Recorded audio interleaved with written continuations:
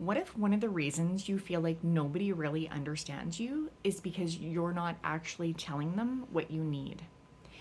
Maybe you're the easygoing one. You go along to get along. You say you're fine when you're not. Maybe you think you're communicating, but you're actually just beating around the bush.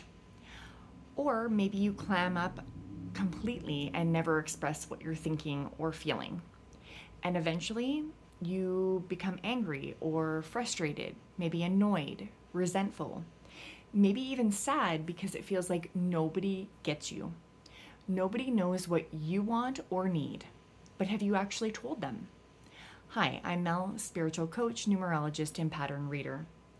There are so many reasons we don't say the thing. We're afraid we'll look stupid, we'll be rejected, maybe criticized, not taken seriously.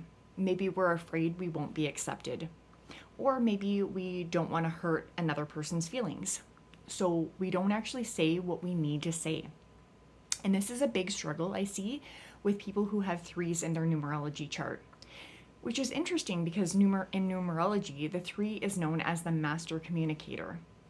But that doesn't mean communication automatically comes easily to a three.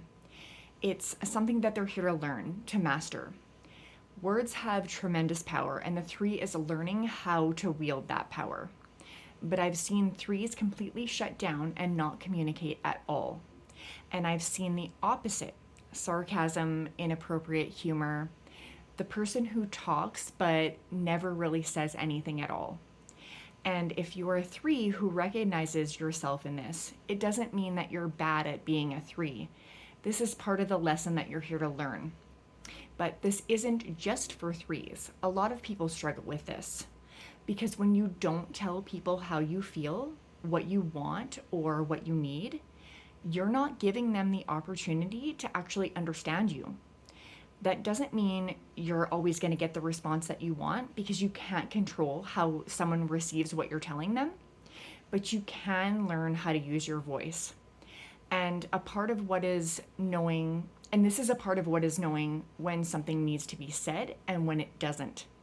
So maybe start noticing where you're not actually saying what you mean, where you might be beating around the bush, where you're expecting someone to know something that you haven't actually told them yet. Because sometimes the reason we don't feel heard is because we actually haven't spoken.